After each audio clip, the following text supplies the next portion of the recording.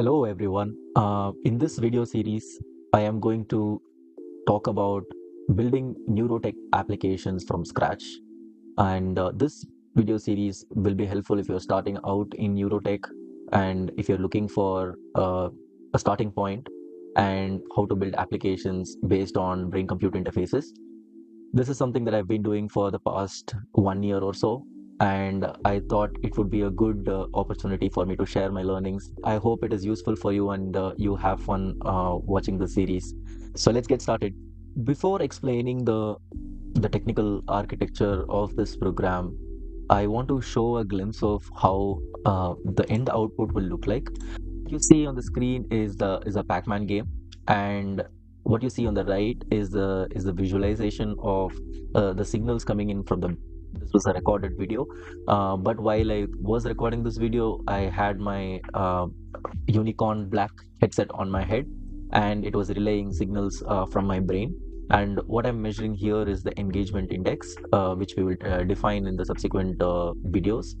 And based on this index, I am changing the mechanics of the game, such as the speed of the Pac-Man and speed of the ghost, to make this game more engaging. That's basically how the output of the program would look like. This is a very simple example of what's possible with a BCI device. So we will start with this program, and in the next section, I will explain the technical architecture in more details. So let's get back. Here, there are four different sections that we will cover. The first part is the data acquisition layer, where we will look at what are the different devices out there in the market and what are the devices that we will be using for this project. We will also talk about the different electrode configurations and how do you go about selecting a particular device based on the application that you are building. We will also look at different modes of connecting these devices to your computer, and there are a couple of methods, including LSL, which is a Labstreaming Layer, or using a proprietary API that is provided by the company that manufactures the devices. Once the data acquisition layer is done, we will look at the pre-processing step. The pre-processing step is necessary because we are dealing with EEG signals, electroencephalogram, if you're new to neurotech.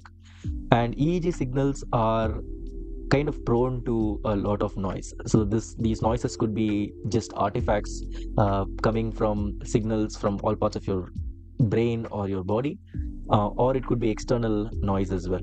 So in this step, we will look at how do we filter these out so that we can have a good signal to noise ratio, and then we have quality signal to process it and then get output from it.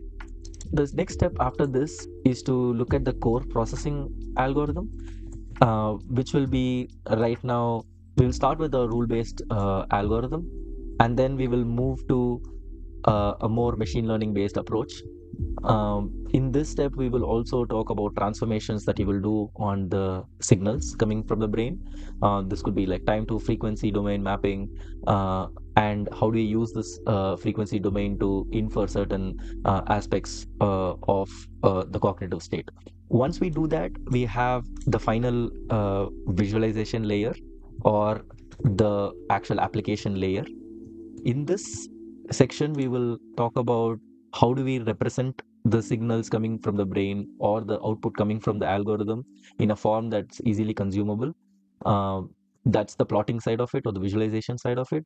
The second part is how do we connect this or relay this information as an output stream for subsequent tasks that you might design in later use cases. So we'll build this project in a way that it is very modular, which means that you can hook it up to any device available in the market by just selecting and swapping it out. And also you can connect it to any kind of application that you will be building in the future, and also visualize it in a way that you can keep adapting, changing based on the applications that you're building. So that's the overall technical architecture of what we will be building in the subsequent weeks. So look forward to it. And next week, we will see how to do the data acquisition layer in much more detail.